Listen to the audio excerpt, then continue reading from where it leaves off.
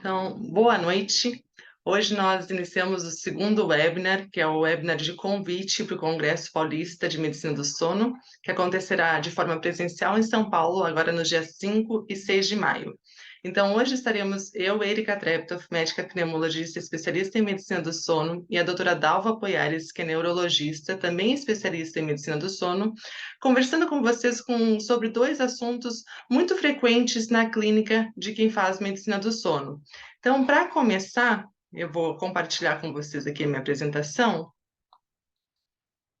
Aparece para vocês? Se alguém puder colocar no chat para mim. Não está em modo apresentação. Agora tá. Agora entrou. Oi? Então, tá bem. Agora tá ok. Perfeito. Então, para começar, a gente vai falar um pouco sobre os distúrbios respiratórios do sono, que existe uma grande associação quando a gente fala em obesidade. E é impossível falar de obesidade sem pensar nas alterações que nós tivemos em relação à obesidade nos últimos anos, né? Então, a gente sabe que se nós olharmos esses dois mapas, esses mapas eles foram publicados num estudo que é um estudo que fala sobre a epidemiologia da obesidade, que saiu em 2019. E esse mapa ele mostra de 1975 a 2014 como que foi o comportamento da obesidade mundialmente. Nós podemos ver que quanto mais azul ficam os países, maior a prevalência de obesidade. E uma das coisas que esse estudo fala é que, independente do país, sendo mais desenvolvido ou em desenvolvimento, todos os países a gente teve um aumento da obesidade de 1975 a 2014. E a previsão para os próximos anos, ela é uma previsão que ela, em alguns casos, ela parece um pouco assustadora. Existe uma previsão da Federação Mundial de Obesidade que eles acreditam que em 2030 nós teremos 1 bilhão de pessoas em todo o mundo com obesidade, o que seria em torno de 1 a cada 5 mulheres e 1 em cada 7 homens. Então, realmente, quando a gente fala em epidemia da obesidade, é algo que nós vemos um crescimento nos últimos anos e que não tem uma tendência a termos uma diminuição. Pelo contrário, pode ser que ainda aumente mais. E se nós formos olhar um pouco para a nossa casa, né? Se nós formos olhar um pouco para o Brasil, no Brasil nós podemos ver que esses dados são de 2022 e que o índice de massa corporal, esse índice de massa corporal a gente divide, né, nos graus, e aqui a gente pode ver que em qual terço você se encaixa. Porque atualmente no Brasil nós temos 2% da população que é considerada como baixo peso, 31% que é considerado como peso adequado, 34% da população já se mostra com um grau de sobrepeso e 31,88% dos brasileiros têm obesidade.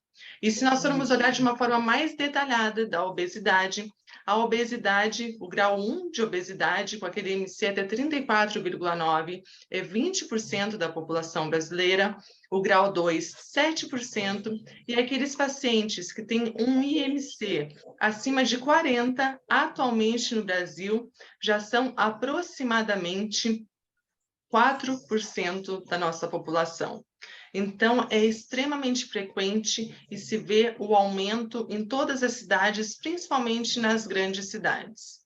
E talvez uma parte da culpa desse aumento da obesidade seja relacionada com a questão da pandemia. Então, esse é um estudo interessante, esse estudo foi feito com 30 países, era um estudo feito de forma online, mas um estudo que mostrou que durante a pandemia, a maioria dos países nós tivemos um aumento de peso, um ganho de peso. Ai, deixa eu só... E aí, nesse ganho de peso que aconteceu nas pessoas, se nós olharmos particularmente cada um dos países, o Brasil é o topo da lista. 52% das pessoas que responderam a essa pesquisa relatavam um aumento de peso durante a pandemia. E se nós formos olhar os preditores para o aumento de peso durante a pandemia nesse estudo, muitas coisas estão ligadas justamente ao sono. Então, as pessoas relatavam que uma menor duração do tempo de sono, aquelas pessoas que têm uma tendência a comer em resposta ao estresse, redução da atividade física, um maior número de lanches, o hábito de beliscar após o jantar e o que se chamava de um descontrole alimentar, daquela necessidade de precisar se alimentar o tempo inteiro. Então, esses foram alguns fatores relacionados com o aumento da obesidade durante a pandemia. Oi, doutora Dalva, boa noite.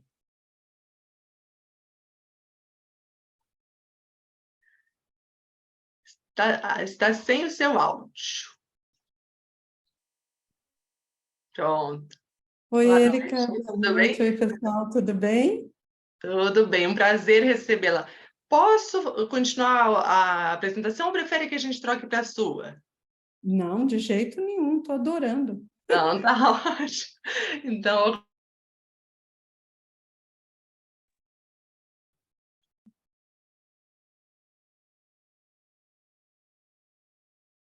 Então, se nós falarmos, quando a gente fala já puxando para obesidade e distúrbios do sono, é impossível não falar no Ipsono. O Ipsono é o maior estudo epidemiológico mundial que avaliou justamente assim, em uma população representativa da cidade de São Paulo, a prevalência de diversos distúrbios do sono.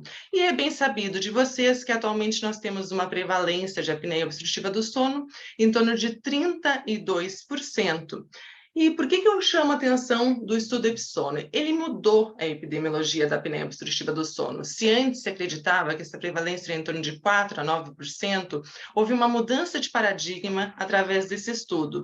E se nós formos olhar especificamente quem era essa população de São Paulo que participou do Ipsono, nós temos que pacientes que tinham peso normal eram 40%, 38% com um sobrepeso e 21% com 22% com obesidade. Então, em torno de 60% da população de São Paulo tinha sobrepeso ou obesidade.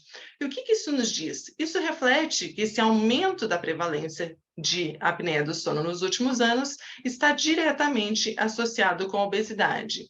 E se nós formos olhar especificamente aqueles fatores que eram fatores mais associados com o aumento da apneia obstrutiva do sono nesses pacientes, nós tínhamos principalmente a idade, o fato de ser homem, mas um dos fatores mais implicados que aumentava a razão de chances de ter apneia obstrutiva do sono era o sobrepeso, aumentando 2 vezes a chance de apneia obstrutiva do sono, e a obesidade, que chegava a aumentar até 10 vezes a chance de apneia obstrutiva do sono. E esse estudo já antigo, de 2010, é um estudo interessante, porque ele conseguiu separar, quando nós olhávamos pacientes com distúrbios respiratórios do sono, e ele conseguiu atribuir que 58% dos distúrbios respiratórios do sono em adultos, naqueles adultos que têm um índice de apneia e hipopneia maior do que 15 eventos por hora, ou seja, com um grau pelo menos moderado de apneia obstrutiva do sono, em 58% dos casos, esses pacientes têm apneia atribuído ao seu excesso de peso. E se nós formos olhar numa doença que é um pouco mais grave do que a apneia do sono, mas que muitas vezes está associada com a apneia obstrutiva do sono, que é a síndrome da obesidade hipoventilação, na qual nós temos uma hipoventilação diurna, comprovada por um quadro de hipercapnia, a obesidade e uma hipoventilação não melhor explicada por outras doenças, a prevalência da síndrome de obesidade e hipoventilação, ela cresce conforme o índice de massa corpórea. Então, nos pacientes que têm um índice de massa corpórea acima de 40, nós temos uma prevalência de síndrome de obesidade e hipoventilação de 20%. E é fácil pensar, né, quando a gente pensa a apneia obstrutiva do sono, sempre vem a ideia na nossa mente de uma via aérea superior. E se nós formos olhar essa via aérea superior, é fácil imaginar o porquê que o aumento que a obesidade leva a um maior grau de obstrução. Então, nós temos principalmente o acúmulo de gordura na língua, que é algo que já foi comprovado nos últimos anos, que está muito associado ao maior risco de apneia obstrutiva do sono, um deslocamento do ocioide tá? Caudalmente, que também pode aumentar a chance de apneia obstrutiva do sono, e um depósito de gordura em toda a parede lateral da faringe. Só que esse aqui a gente imagina só a parte do grau anatômico de disfunção.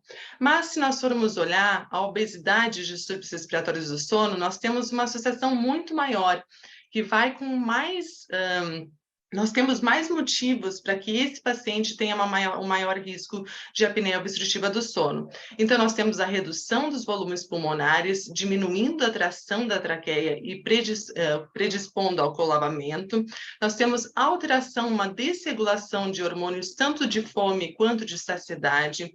Nós temos também um acréscimo de comorbidades nesses pacientes. Então, se nós olhamos o paciente que tem apneia do sono, o paciente que tem obesidade, quando ele tem as duas doenças, ele tem uma chance muito maior de ter distúrbios cardiometabólicos e também um risco de desfechos piores. Além disso, nós temos também a questão de deslocamento de líquido durante a noite, e existem diversos outros fatores ainda em estudo que podem explicar o porquê nesses pacientes existe uma maior chance de apneia. E aqui eu chamo a atenção de vocês que nós temos dois outros mecanismos, que é a parte de disfunção da musculatura de via aérea superior durante o sono, que ela é maior nos pacientes com obesidade, principalmente pelo depósito de gordura na via aérea superior, e nós também temos uma maior chance de uma instabilidade ventilatória.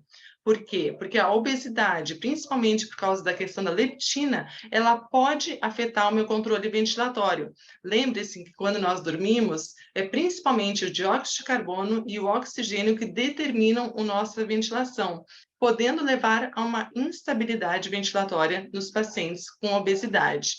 Então, é fácil entender quando nós olhamos essas duas figuras, o quão diferentes são esses pacientes e o quanto de risco pode ter mais naquele paciente com obesidade. E se nós formos falar em tratamento da apneia obstrutiva do sono, pensando no tratamento padrão ouro, pensando no CPAP, por muito tempo a gente imaginava, nós mesmos, da comunidade da medicina do sono, nós imaginávamos que existia uma relação direta. O paciente usou o CPAP, ele vai dormir mais, ele vai consolidar o seu sono, ele vai ficar mais disposto no outro dia, com uma chance maior de perda de peso durante seu tratamento. Só que isso não foi evidenciado, e aqui é uma meta-análise que foi feita pelo grupo da USP, que mostrou até o contrário. Houve um pequeno ganho de peso nesses pacientes que usavam o CPAP. Então, a gente não pode dizer que CPAP está associado à perda de peso. E isso pode se explicar principalmente porque naquele paciente que tem apneia, ele tem um aumento de gasto energético, ele tem uma hiperatividade simpática. Então, a chance dele gastar mais energia durante a noite parece ser maior. Já o paciente tratado, ele vai ter um aumento do sono não REM, com um aumento da secreção de GH e uma inibição do cortisol. Então, esses são os principais mecanismos que comprovam que não existe uma questão de uso de CPAP e perda de peso. E esses dados foi feito novos estudos com populações maiores e continuam mostrando esse tipo de resultado. Então, é muito importante que a gente pense em outras maneiras de auxiliar esse nosso paciente. E uma delas, a Academia Torácica Americana, a Sociedade Torácica Americana, mostrou em 2018 que eles trouxeram um consenso praticamente de como o manejo do peso nos pacientes com apneia do sono.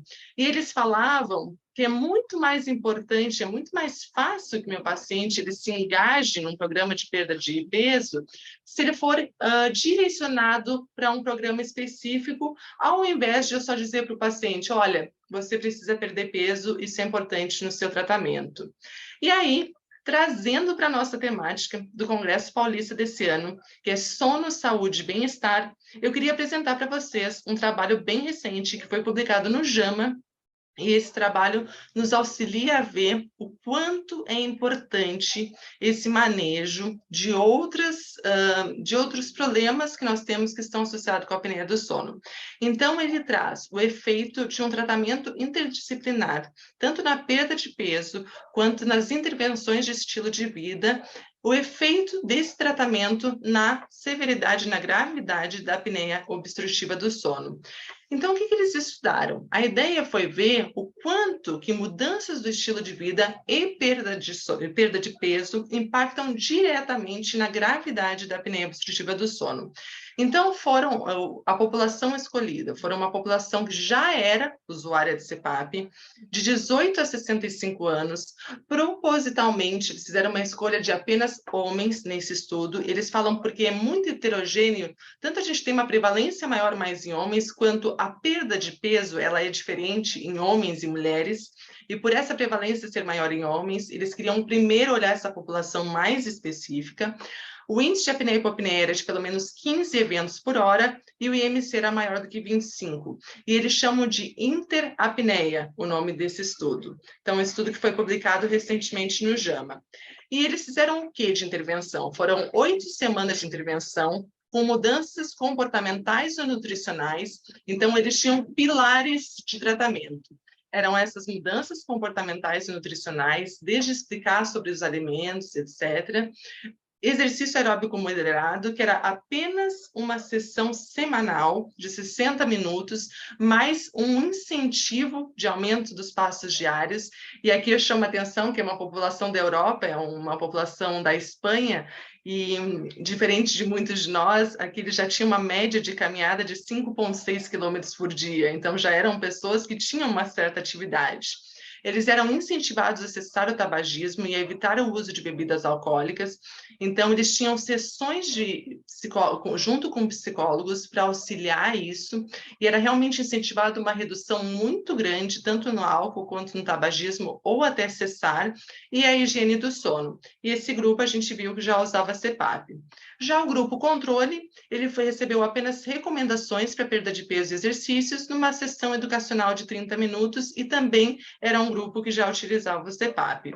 E qual que foi o resultado, né? Esse estudo foi extremamente interessante, porque vocês vejam, a gente tinha um valor basal de um índice de apneia e hipopneia em torno de 41, e naquele grupo que teve a intervenção, então usou esses 5 pilares, junto com o uso do CPAP, em 8 semanas houve uma diminuição em torno de 21 no índice de apneia e hipopneia, e em 6 meses, que foi quando eles foram reavaliados, essa diminuição se mantinha.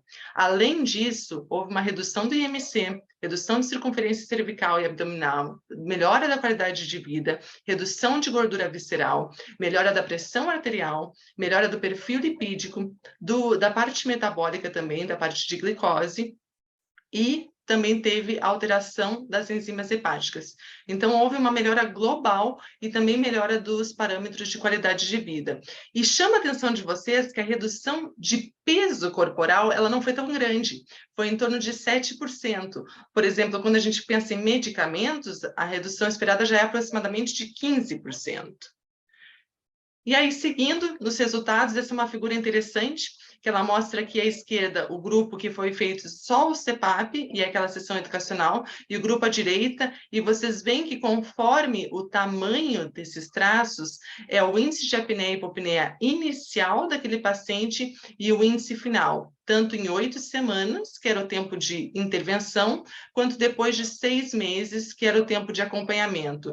E se nós olharmos o resumo desses valores, nós vemos que existe uma diferença do valor inicial e final praticamente nula nos pacientes que não tiveram a intervenção comportamental e a perda de peso, em comparação com o grupo intervenção.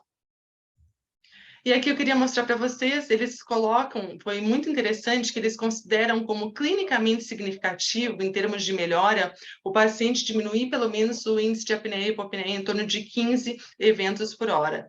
Então, eles tinham tanto os pacientes moderados quanto os graves, e tanto em 8 semanas, quanto depois de 6 meses, eles viram uma mudança muito importante do status daquele paciente, se ele tinha uma apneia grave, ou ele foi para uma moderada, ou ele foi para leve, e isso resultou numa mudança clinicamente significativa, ou seja, diminuir o índice de apneia e hipopneia, pelo menos em 15, em 51% dos pacientes do grupo intervenção, 15% dos participantes atingiram uma remissão completa da apneia e hipopneia e 45% não necessitaram mais da terapia com CPAP. Por que eu chamo a atenção disso nesse estudo para vocês? Porque quando o paciente diz para a gente, doutora, eu vou ter que usar o CPAP para sempre, aqui você pode vir com essa intervenção também e vendo que essas mudanças do estilo de vida, elas às vezes podem ter uma resposta muito maior do que a gente espera. Então, assim, muitos dos tratamentos, quando aquele paciente mantém essa perda de peso, nós podemos ter uma melhora importante. A gente sabe, pelos estudos, que uma perda de 10% do peso corporal, ela impacta em torno de 26% o índice de apneia e hipopneia. E nesses pacientes, depois de 6 meses, essa redução clinicamente significativa do índice de apneia e hipopneia não só se mantinha, como chegou a 57% dos pacientes, 29% dos participantes atingiram a remissão completa da apneia obstrutiva do sono e 61% dos pacientes não necessitaram mais de terapia com CPAP. Então, esse é um estudo assim, que ele incentiva justamente essa perda de peso e a alteração de hábitos de comportamento de vida. Então, por isso que a gente quis trazer, né, justamente essa parte de bem-estar e essa parte de saúde como um todo, não apenas tratar diretamente o mecanismo da doença, e mostrando, e o que eles falam aqui é que essa redução de pressão arterial que eles tiveram, a redução de peso, eles até citam alguns valores, em torno de 30%, a redução do risco desses pacientes terem eventos cardiovasculares. Então, acaba sendo muito significativo. Por isso, é sempre importante lembrar para os seus pacientes que o tratamento é um todo, né? Então, a doutora Tatiana, mesmo, que é a presidente do nosso congresso, ela sempre diz, reduzir peso não só para tratar a apneia, mas para ganhar saúde. Então, a ideia é exatamente essa. Então, como conclusão, fica que um programa multidisciplinar de perda de peso e mudanças de hábito de vida resultou em mudanças significativas no índice de apneia e hipopneia de pacientes que já eram usuários de CPAP e mudou completamente em relação àquele grupo que só continuou utilizando o CPAP. Houve também uma melhora significativa na qualidade de vida, parâmetros cardiovasculares e metabólicos, e que os mecanismos para essa resposta, eles são multifatoriais. Então, antes de convidar a doutora Dalva para conversar conosco sobre distúrbios do ritmo circadiano, eu gostaria de já deixar um convite para vocês para os nossos próximos webinars que acontecerão essa semana. Amanhã nós teremos a doutora Tatiana Vidigal e o doutor Danilo, que falarão conosco principalmente também sobre a apneia obstrutiva do sono. E também deixar novamente um convite com os principais temas que serão abordados no Congresso, no dia 5 e 6 de maio, de forma presencial aqui em São Paulo.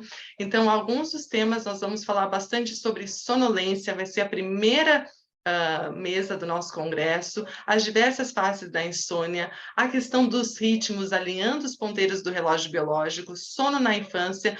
Para o pessoal da pediatria, existirão várias palestras que vão falar sobre os distúrbios do sono na infância, distúrbios respiratórios do sono, com que já temos e com várias novidades que estão vindo, cuidados da saúde do sono, inovações terapêuticas na apneia obstrutiva do sono, e esse ano nós traremos justamente com essa abordagem nova do Congresso, uma mesa sobre medicina do estilo de vida e medicina do sono.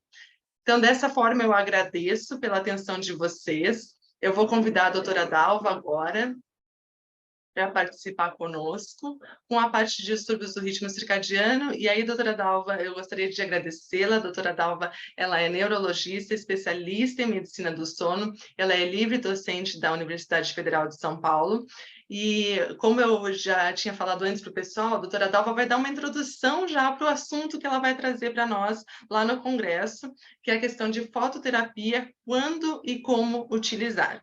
Então, vou só abrir aqui e fechar a minha apresentação.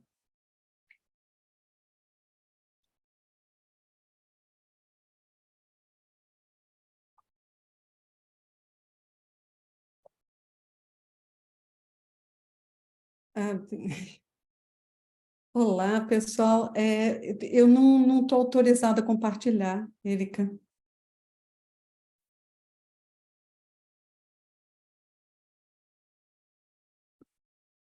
Agora sim.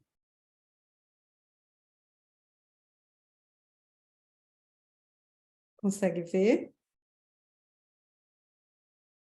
Ótimo.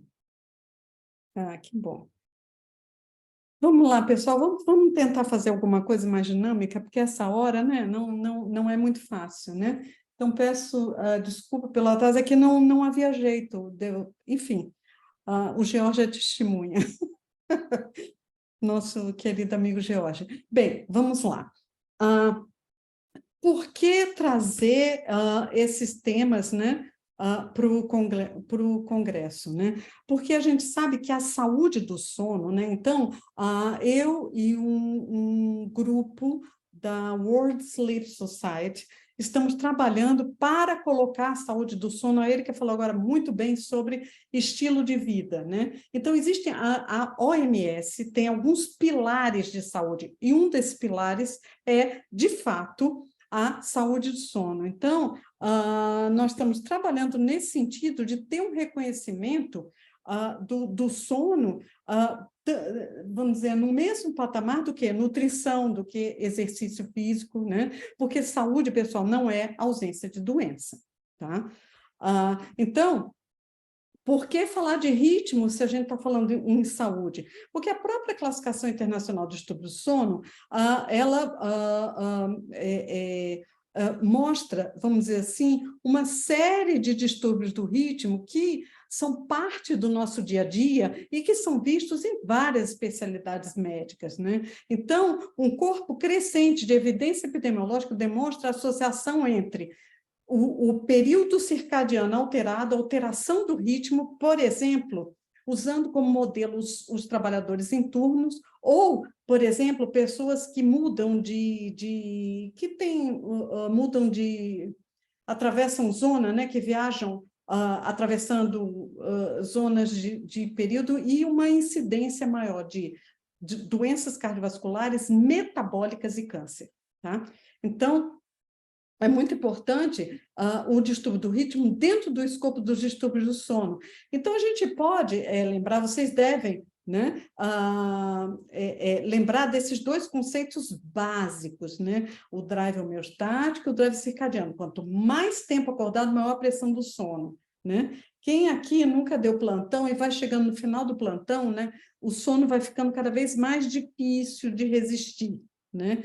E existe um outro conceito que é o seu timing circadiano, é aquele momento, né, ao longo das 24 horas em que você tem a maior propensão ao sono. Então, a gente usa muito esse conceito, inclusive para dar base à terapia cognitivo-comportamental para distúrbios do sono, não somente para distúrbio do ritmo circadiano, mas para insônia também, que pode ser um grande sintoma dos distúrbios de ritmo, tá? Então, se a gente voltar um pouquinho na fisiologia, eu acho muito, muito legal, não sei se vocês sabem que tem um oftalmologista do sono, né? A gente tem ginecologista do sono, pneumoneuro, né? E otorrino, né? Existe um oftalmologista do sono que ele ganhou até um prêmio no congresso e ele descobriu os fotorreceptores na retina, né?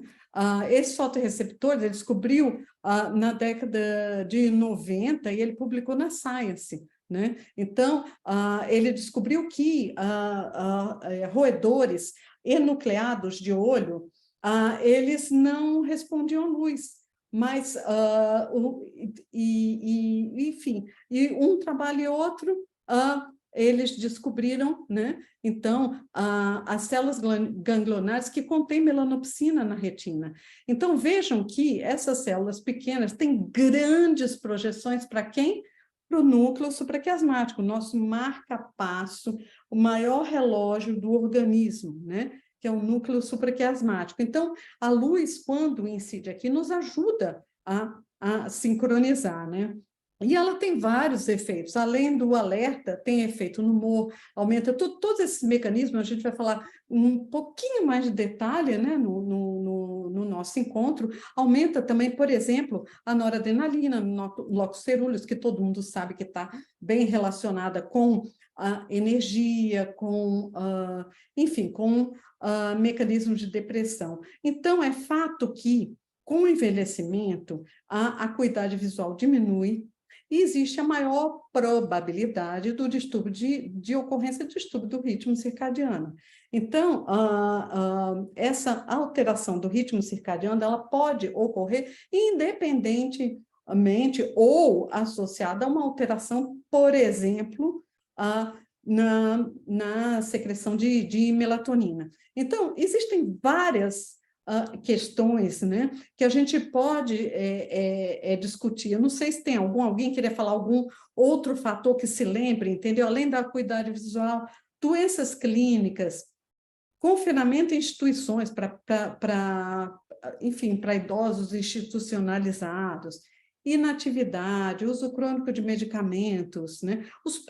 O próprio distúrbio respiratório do sono. Agora foi interessante que eu acabei de atender uma paciente que ela disse, eu sempre dormi muito bem até colocar o CPAP, né? Que agora eu durmo só 6 horas, mas eu não tenho mais sono de dia, né? A família inteira dela tinha insônia, menos ela. Né? Então, o fato de ter tirado uma apneia tão grave da paciente, né, pode ser que ela tenha agora manifestado vamos dizer assim, um sono, uma quantidade de sono mais natural para ela.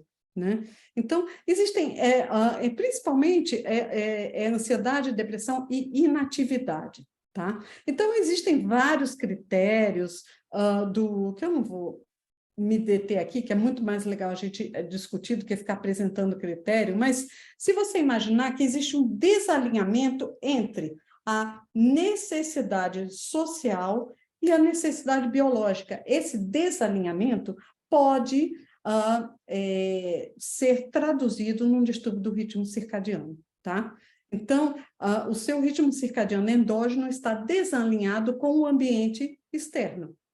Tá? Isso pode levar a insônia ou sonolência. Muitas vezes, o indivíduo tem que dormir numa hora em que, para ele, não é fisiológica, e ele tem que estar acordado numa hora em que o organismo dele entende que ele deveria estar dormindo. Então, muitos de nós, né, sofremos isso, podemos sofrer isso em algum ponto da vida, seja dando plantão, seja entrando muito cedo no trabalho, etc., etc., né? Porque nem todos são muito matutinos, né? Então, ou seja, quando existe, né, existem vários sintomas e sinais que podem aparecer. Maior propensão a obesidade, sintomas de insônia, depressão, né? Então, nosso primeiro slide, maior incidência de câncer em pessoas em trabalhadores em turno, né? E, obviamente, também, como não é de se esperar, pode, inclusive, alterar o ciclo de fertilidade, né? Que é um ritmo mais longo, né? É um ritmo infradiano. Existem vários. Esse daqui talvez seja a síndrome da fase do sono, onde você tem, por exemplo, aqui, da fase avançada. Então, aqui eu tenho a média da população, então é um indivíduo que ele tende a dormir mais cedo e que ele tem um certo despertar precoce. Isso pode ocorrer principalmente em pessoas idosas ou pessoas extremamente matutinas que começam a ter uma matutinidade tão extrema que começa a ter despertar precoce. Tá? Esse é um que preocupa, porque isso é típico de uma doença neurodegenerativa. Vejam esses quadradinhos azuis. Tá? Isso é a média da população. O ser humano, ele tende a ter seu maior período de sono à noite. Quando isso acontece, é uma fragmentação que chama a atenção, parece uma perda de ritmicidade. Então, esse padrão irregular do sono e da vigília lembra muito o que ocorre em algumas doenças neurodegenerativas graves, tá? E isso é muito importante, a gente vai ver na frente, porque é uma das maiores causas de internação e de alteração comportamental em pessoas, por exemplo, com demência, tá? O diagnóstico, o CIDS-3 fala em 7 dias de actigrafia, diário de sono, o diagnóstico clínico, às vezes é um pouco mais difícil, às vezes é um pouco mais simples, mas esse diagnóstico ou a síndrome não 24 horas pode ser um desafio para os clínicos. Por quê? Vocês fiquem imaginando que o nosso dia interno é um pouquinho maior que 24 horas, tá? Então, o que acontece? Ao longo do dia, quem tem o distúrbio de sono não 24 horas, ele vai atrasando um pouquinho ao longo do dia, mas chega um momento em que ele roda no relógio, né? Então, tem um dia que ele pode simplesmente mal dormir à noite, e aí ele não vai poder dormir durante o dia, mas essa história do atraso, né, gradual é bem sugestiva, né? E quando a gente fala em distúrbio de ritmo, lembra muito né, nós temos que falar do sintoma de insônia e sonolência, né?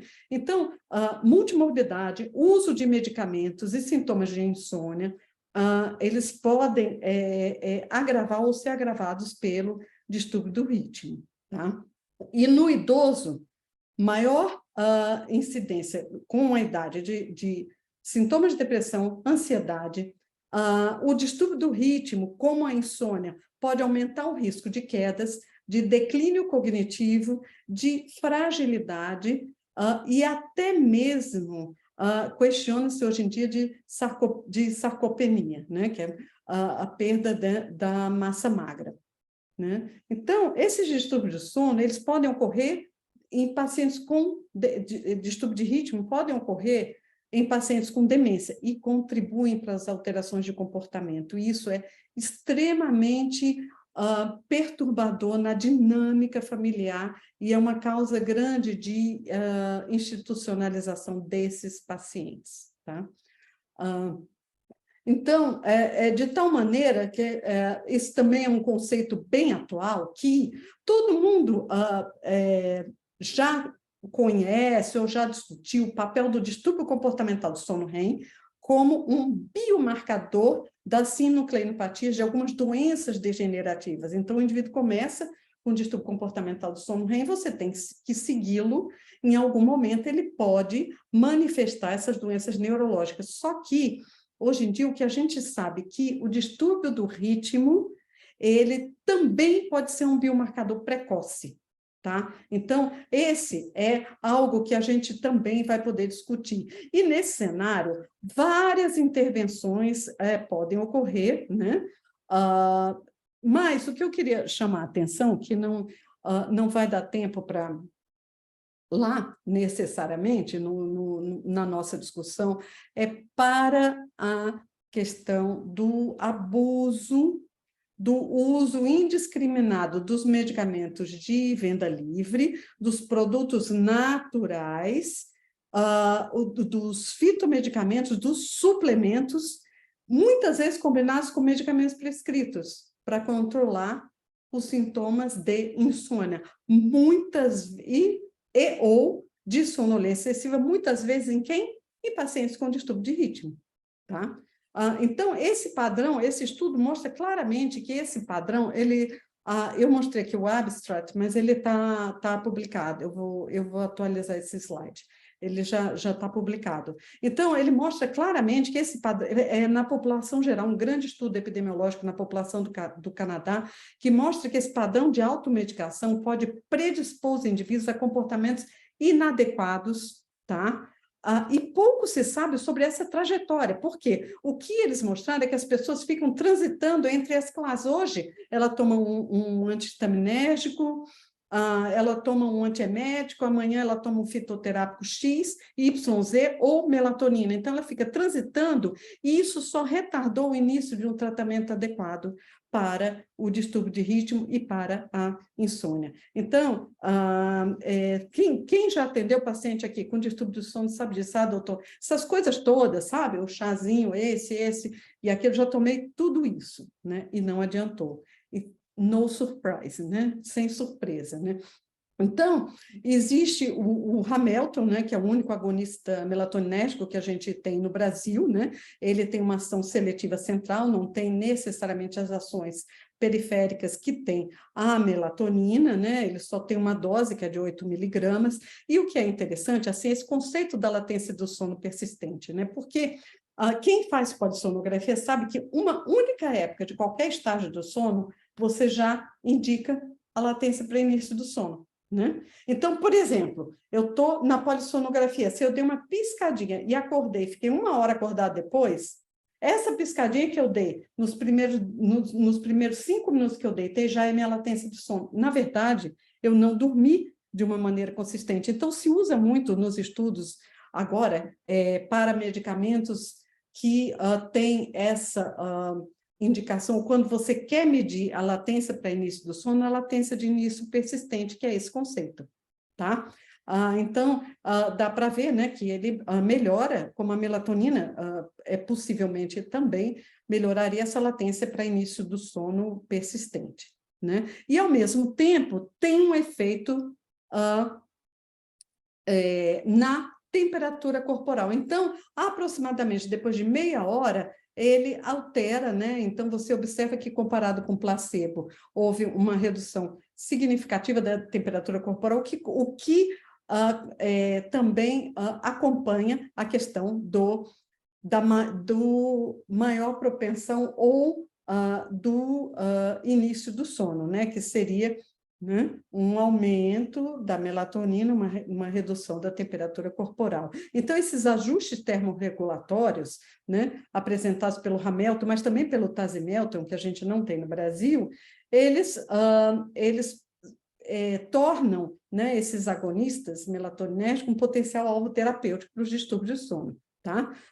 Eles são citados em vários guidelines de tratamento para insônia e para distúrbio do ritmo circadiano, mas lembrando que existem outros tratamentos, como a fototerapia, que a gente vai discutir.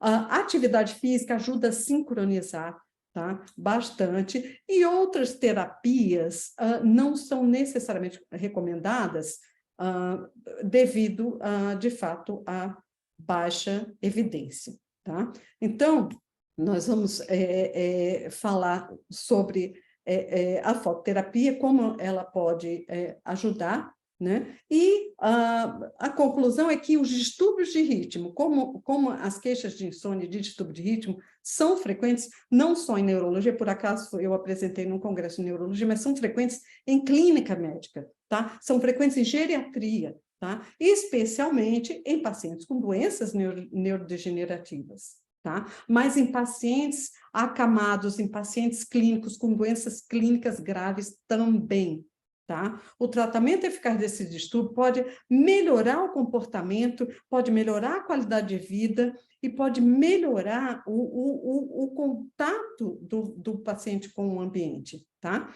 Então, ênfase no tratamento não farmacológico, principalmente no idoso. Pessoal, era esse rápido... deixa eu descompartilhar esse rápido bate-papo, né? Enfim, eu acho que são pontos bastante interessantes, né? E os distúrbios do sono, a medicina do sono, ela né? Um pesquisador de Stanford, um professor de Stanford, ele sempre dizia que existe o clínico geral da vigília e o clínico geral do sono, né? Então, nós médicos do sono temos que estar atentos a tudo isso. Vocês viram saúde cardiovascular, né? Saúde metabólica, né? E todos esses conceitos que caem dentro do quê? Da saúde do sono. Sleep health. Doutora Dalva, muitíssimo obrigada. Eu vou ler 2 comentários aqui que vieram, os seus, né? Que o Walter Silva falou que é uma honra sempre ouvir a doutora Dalva, que ele iniciou na área há 24 anos em Bauru, num evento que realizaram juntos, que foi realizado após assistir a sua palestra. Então, quem conhece a doutora Dalva sabe que ela é uma influenciadora, digamos assim, de muitos, né? E que realmente muitos começaram na medicina do sono por causa dela. E a Milene Bertolini também falou que é sempre uma alegria escutar a doutora Dalva, querida, e um privilégio.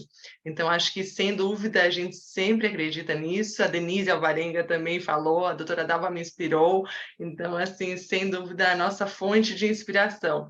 E, doutora Dalva, uma dúvida assim, os pacientes que já têm distúrbio de ritmo, né? Quando eles são submetidos a, por exemplo, a pacientes que trabalham com trabalho de turno, né? Eles têm uma chance de agravar os distúrbios, correto? Sim, alguns, se você já tem porque o distúrbio de ritmo, lembra da questão do desalinhamento? Por exemplo, uma pessoa que é mais vespertina, ela vai se adaptar um pouco mais né, a dar uma esticadinha à noite e tal. É muito improvável que mesmo o vespertino, ele se adapte a um turno alternado. Então, um turno que varia muito, é impossível o indivíduo se sincronizar. Hoje ele está de dia, amanhã ele está à noite, amanhã ele está e vai rodando. Pessoal, obrigada, viu, pelo carinho. Nossa, eu lembro muito de Bauru. Adorei essa história. E aí, doutora Dalva, então, eu gostaria de agradecer de novo a sua presença, de agradecer por ter aceito participar conosco no congresso também, e vou fazer um lembrete para o pessoal que o Jorge fez muito bem aqui durante a apresentação, que além de convidá-los para o congresso, nós queríamos convidá-los a usar um código promocional nas suas inscrições. Então, o código, a gente sempre puxa o código daquele participante da comissão que está no dia, então hoje sou eu, o meu código é ETSONO25. E com esse código, vocês conseguem 25% de desconto nas palestras do congresso, na inscrição do congresso. Então, para encerrar, a gente gostaria de agradecer novamente que vocês ficaram conosco, né? Hoje a gente sabia que tinha muitas atividades da medicina do sono em andamento juntas, e é um prazer tê-los aqui conosco. Nós ficaremos muito felizes em recebê-los também no congresso, que acontecerá nos dias 5 e 6 de maio, de forma presencial, aqui em São Paulo. Se tiverem outras dúvidas, se alguém quiser falar agora, ou se não, também podem mandar depois para nós. Sabe que eu passei um pouco rápido na questão do câncer, mas isso é interessante, que você sabe que o primeiro foi comentado em mulheres, né? Então, tem uma coorte que é muito famosa, pessoal, só de enfermeiras, né? E nós, né, profissionais da saúde, principalmente o pessoal da enfermagem, está exposto enfim, a trabalho em turno, e o que mostrou que, independente da genética, elas tinham uma maior incidência de câncer de mama comparado com a população geral, independente do fator genético. Passou um tempo, o que aconteceu? Isso também foi demonstrado com tamanho de efeito, um pouco menos, mas também foi demonstrado para homens, e o câncer de próstata, né? Então, não é realmente muito fisiológico, é que a sociedade é 24/7, né? Ou 7/24, eu não sei como é que fala, acho que é 24/7. Não sei quem veio antes, mas o fato é que a sociedade assim, precisa ter alguém de plantão. Não é verdade? Precisa ter alguém na farmácia, no meio da noite a gente quer comprar um... Precisa, né? Alguém tem que estar lá, mas isso, né, não é muito fisiológico para o ser humano, né? Então, a rotina é importante, né? Então, eu às vezes brinco com os meus alunos, para você sair da rotina, você tem que ter uma rotina. Verdade, verdade. Então, muito obrigada, doutora Dalva, a gente agradece e convido novamente para vocês voltarem amanhã para o nosso webinar com a doutora Tatiana e o doutor Danilo, e depois, na quinta-feira, com a doutora Andréia e com a Silvia, que nós estamos também aproveitando muito de poder compartilhar com vocês todas essas informações. Então, desejo uma ótima noite a todos, um abraço e até amanhã. Tchau, obrigada, pessoal. Super abraço. Tchau.